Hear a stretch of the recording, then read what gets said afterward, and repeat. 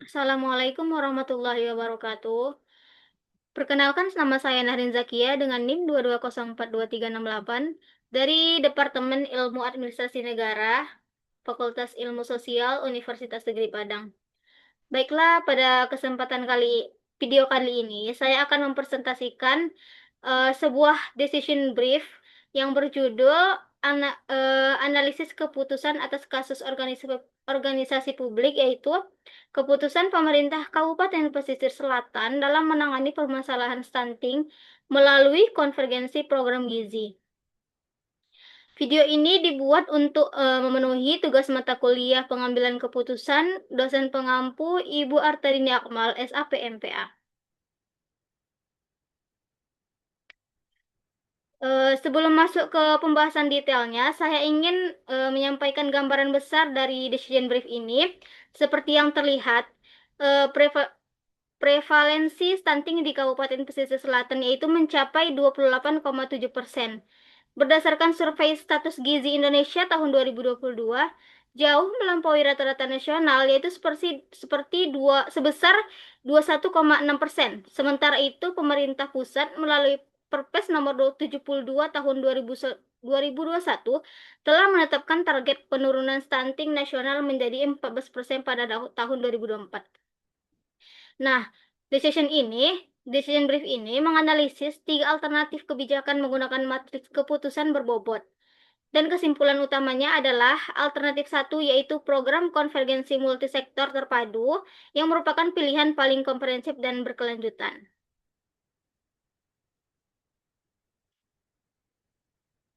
Nah, mari kita pahami konteks kasusnya. Stunting di Kabupaten Pesisir Selatan bukan sekedar masalah besar atau kesehatan biasa.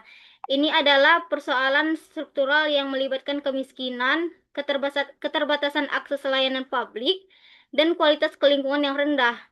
Kabupaten ini membentang sepanjang 234 km di pesisir barat Sumatera dengan topografi yang beragam, sehingga distribusi layanan kesehatan menjadi sangat menantang. Penyebab utama stunting di sini meliputi rendahnya kemampuan ekonomi keluarga, cakupan posyandu yang belum merata, dan sanitasi yang buruk, dan minimnya pengetahuan ibu tentang gizi.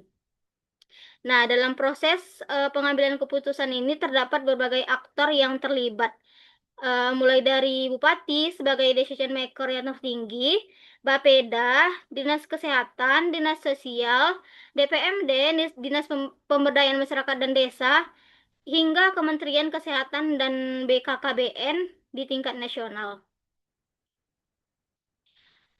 Selanjutnya itu, berdasarkan konteks tersebut, rumusan masalah keputusan yang dihadapi pemerintah Kabupaten Pesisir Selatan itu adalah alternatif model intervensi apakah yang paling tepat untuk mempercepat penurunan prevalensi stunting secara efektif, efisien, berkelanjutan, dan dapat diterima secara sosial politik dalam periode 2024 hingga 2026. Nah, untuk menjawab pertanyaan ini, analisis didasarkan pada 6 fakta empiris kunci, yaitu prevalensi 28,7%, 31% balita dari keluarga prasejahtera, cakupan posyandu aktif baru 68%, sekitar 40% nagari berada di daerah terpencil, anggaran gizi di bawah 5% APBD, dan konsentrasi kasus stunting tertinggi di kecamatan-kecamatan pesisir. Nah, di samping fakta itu, proses keputusan ini juga dipengaruhi oleh 5 nilai kebijakan. 5 nilai kebijakan itu yaitu keadilan sosial, efisiensi anggaran, partisipasi masyarakat, dan keberlanjutan program serta transparansi dan integritas. Selanjutnya itu alternatif keputusannya. Berdasarkan analisis fakta dan nilai, dirumuskan 3 alternatif keputusan yaitu alternatif pertama, program konvergensi multisektor. Apa itu? Yaitu program yang mengintegrasikan seluruh OPD terkait dalam satu keluarga, TPPS, dengan intervensi yang ditargetkan berdasarkan data EPPGM.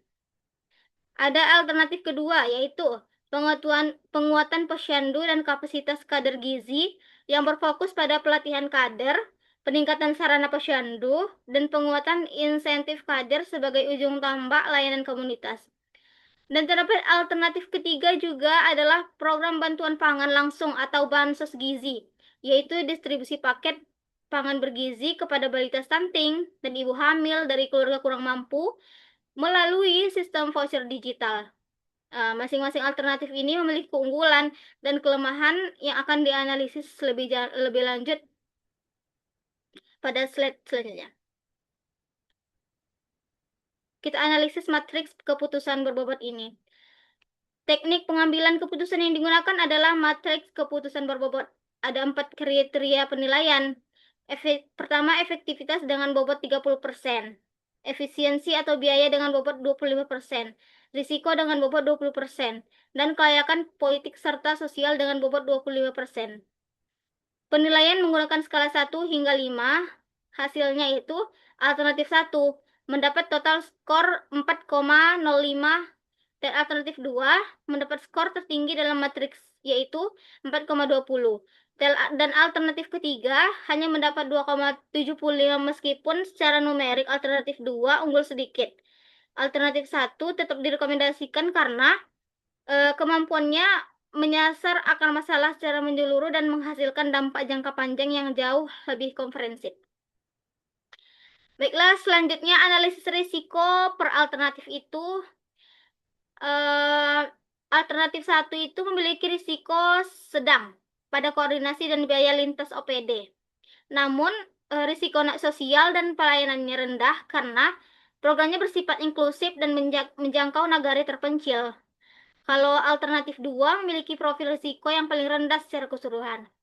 Karena hanya risiko pelayanan yang sedang karena bergantung pada kualitas kader. Sedangkan alternatif 3 memiliki risiko tinggi di hampir semua dimensi.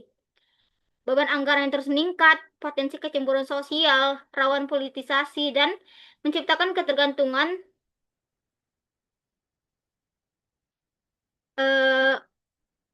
tanpa perubahan perilaku jangka panjang.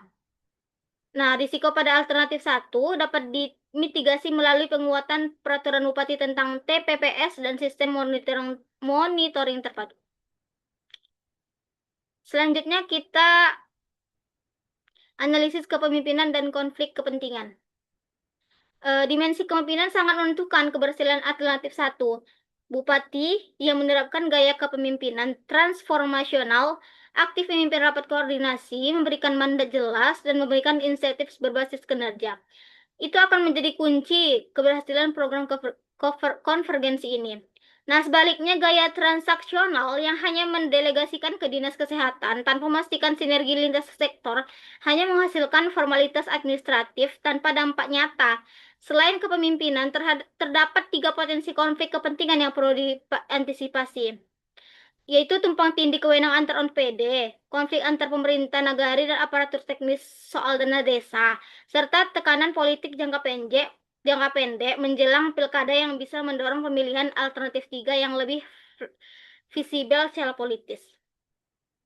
Nah, penerbitan Perbup dengan mekanisme reward and punishment menjadi instrumen kunci untuk mengelola konflik-konflik ini. Nah, selanjutnya rekomendasi keputusannya berdasarkan keseluruhan analisis, rekomendasi keputusan diajukan adalah alternatif 1, yaitu program konvergensi multisektor terpadu. Ada 4 justifikasi utama, yaitu pertama, relevansi terhadap akar masalah. Stunting bersifat multidimensi dan hanya pendekatan konvergensi yang mampu menyasar seluruh determinnya secara simultan. Yang kedua, kesesuaian dengan regulasi nasional. Perpres nomor 72 tahun 2021 secara eksplisit mengamanatkan konvergensi sebagai strategi utama. Sehingga pilihan ini mempermudah akses dukungan dan pandangan dari pemerintah pusat. Nah, ketiga, potensi dampak jangka panjang. Kajian TNP 2K tahun 2023 menunjukkan daerah yang menerapkan konvergensi penuh mengalami penurunan prevalensi rata-rata 3 hingga 5 poin persentase per tahun. Dan keempat, pembelajaran dari daerah lain. Kabupaten Klaten, Kota Surabaya telah membuktikan keberhasilan model konvergensi ini. Selanjutnya, rencana implementasi. Nah, agar rekomendasi ini dapat terlaksana secara efektif, diperlukan langkah implementasi yang terstruktur pastinya. Dalam jangka pendek, 0 hingga 3 bulan pertama, Bupati segera menerbitkan peraturan Bupati tentang penguatan TPPS ini. Dan Bapeda menyusun roadmap penurunan stunting 2024 hingga 2026 berbasis data EPPGBM per kecamatan dan nagari. Dalam jangka menengah, 3 hingga 12 bulan, seluruh OPD mengintegrasikan program stunting ke dalam Rinja dan DPA masing-masing.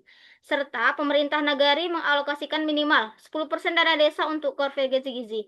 Nah, selain itu dibangun sistem monitoring dan evaluasi berbasis data real time yang terintegrasi antara Dinas Kesehatan, Bapeda, dan pemerintah nagari, disertai mekanisme reward dan punishment yang berbasis kinerja. Mungkin kesimpulan dari materi saya di atas, sebagai penutup ada 4 poin kesimpulan yang ingin saya tegaskan. Yaitu pertama, stunting di Kabupaten Pesisir Selatan dengan prevalensi 28,7% merupakan masalah multidimensi yang membutuhkan intervensi lintas sektor. Nah, yang kedua, melalui analisis matriks, melalui keputusan berbobot tadi, analisis risiko, serta kajian kepemimpinan dan konflik kepentingan, disimpulkan bahwa alternatif satu, yaitu program konvergensi multisektor terpadu adalah pihak terbaik. Nah, yang ketiga, keberhasilan program ini sangat bergantung pada kepemimpinan transformasional Bupati, komitmen seluruh OPD, dan pengelolaan konflik kepentingan secara kelembagaan. Keempat, implementasi melalui Perbuk TPPPS, integrasi Renja OPD, dan alokasi dana desa 10% untuk gizi akan menjadi fondasi percepatan penurunan stunting 2024 hingga 2026. Mungkin hanya itu presentasi yang dapat saya sampaikan. Bila ada kata-kata yang salah, saya mohon maaf. Saya akhiri. Assalamualaikum warahmatullahi wabarakatuh.